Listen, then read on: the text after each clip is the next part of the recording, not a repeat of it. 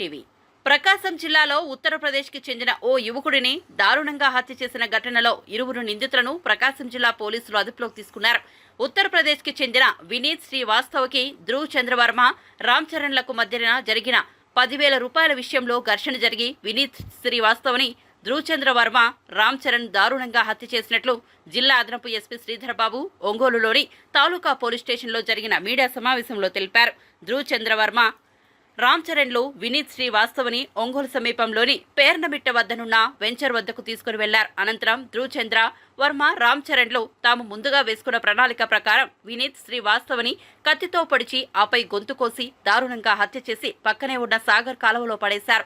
దీంతో ఈ హత్యను సవాల్గా తీసుకున్న జిల్లా ఎస్పీ సుమిత్ గరుడ్ సునీల్, జిల్లా అదనపు ఎస్పీ శ్రీధర్బాబు పర్యవేక్షణలో డీఎస్పీ కిషోర్ బాబు, ఒంగోలు 2వ పట్టణ సిఐ జగదీష్, ఎస్ఐ విజయ్ కుమార్లు ధ్రువ్ చంద్రవర్మ, రామ్ చరణ్లను ఒంగోలు రైల్వే స్టేషన్ వద్ద అదుపులోకి తీసుకున్నారు. ఈ దారుణ హత్య కేసుని వేగంగా ఛేదించిన వీరిని జిల్లా ఎస్పీ సుమిత్ గరుడ్ సునీల్ అభినందించారు.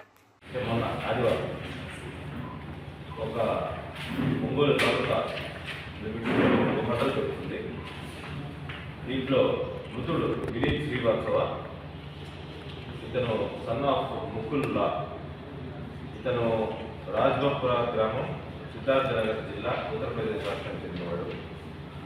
ఇతను POP plaster of marriage ceiling పనులు మొత్తం 20 రోజుల క్రితం ఒంగోలుకు వస్తాడు.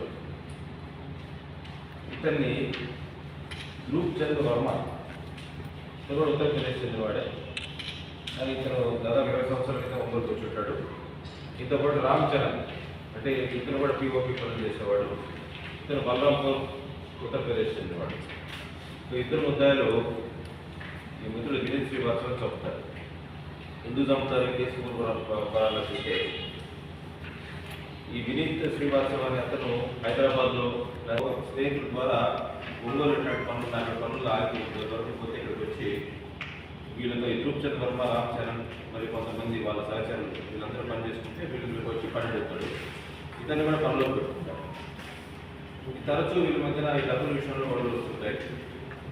అదే క్రమంలో ఆదివారం కూడా వీళ్ళంతా కూడా ఇతను డబ్బులు జీతం డబ్బులు అడుగుతాడు.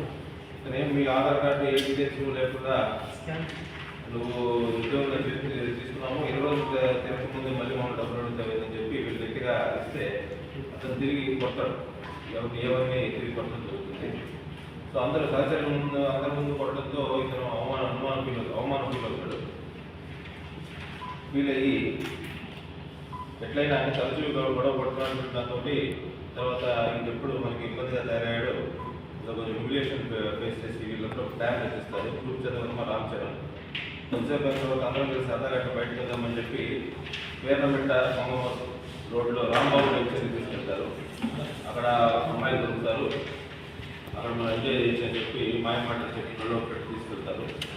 తీసుకెళ్ళి అక్కడ ముందుగానే ప్లాన్ ప్రకారం ఈ ధ్రువ్ చంద్ర వర్మ కత్తి కూడా దగ్గర కత్తి ఉంటుంది.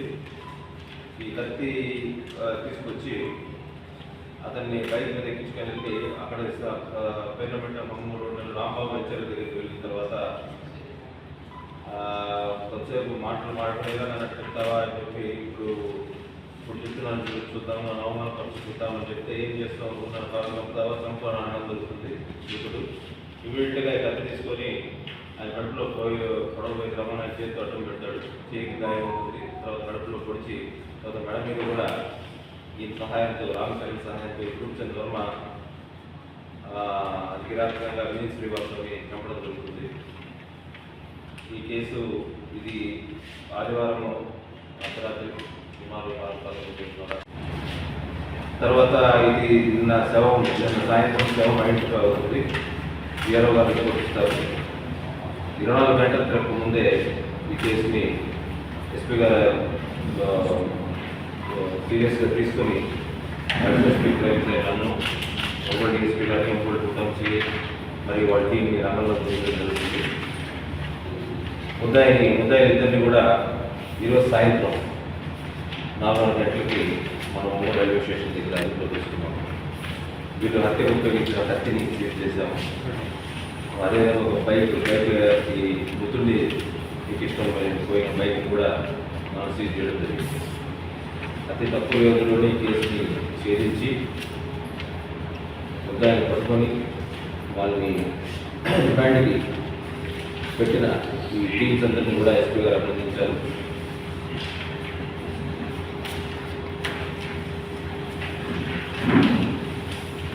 అదేవిధంగా రేపు ఇది కేసు సంబంధించింది. రేపు June 26 international day against drug abuse and illicit traffic, అక్రమ డ్రగ్స్ రవాణా మరియు ఉపయోగం వ్యతిరేక దినోత్సవం. అందరూ కూడా పదే పదే ప్రజల్ని మేము అవేర్నెస్ తీసుకురావడం జరుగుతుంది. అదేవిధంగా ఎవరైతే డ్రగ్ పెడ్డర్స్ ఉన్నారో వాళ్ళ మీద కఠినమైన చర్యలు తీసుకునే ప్రాసెస్లో మీ అందరూ కూడా ప్రజల నుంచి మరియు మీడియా నుంచి మాకు సహకారం కావాలి, ఇన్ఫర్మేషన్ కావాలి. ఎవరైతే ఇటువంటి కార్యక్రమాల్లో పాల్గొంటున్నారో ఇమీడియట్గా పోలీస్ వారికి ఇన్ఫర్మేషన్ ఇస్తే వాళ్ళు పట్టుకోవడం జరుగుతుంది. అదేవిధంగా యువతలో కూడా ఈ డ్రగ్స్ బానిస కాకుండా వాళ్ళ కెరీర్ స్పాయిల్ చేసుకోకుండా మొమెంటరీ సుఖం కోసం, తాత్కాలిక సుఖం కోసం వాళ్ళ ఫ్యూచర్ని పాడు చేసుకోకుండా పోలీసు వారి తరఫు నుంచి, ఎస్పీ గారి తరఫు నుంచి మేము మనవి చేసుకుంటున్నాం. మీ అందరి ప్రోత్సాహంతో సహకారంతో రేపు ఈ anti drug international day against drug abuse and illicit trafficking training మనం సక్సెస్ చేయాలి. అదేవిధంగా డ్రగ్ ఉపయోగం అనేది సమాజంలో యువతలో ఎక్కువ అవేర్నెస్ తీసుకురావడం, తర్వాత ఈ డ్రగ్ పెడ్డర్స్ ఎవరైతే ఎఫెక్టర్స్ ఉన్నారో వాళ్ళందరినీ చట్టంలో తీసుకురావడం కూడా జరుగుతుంది. Thank you.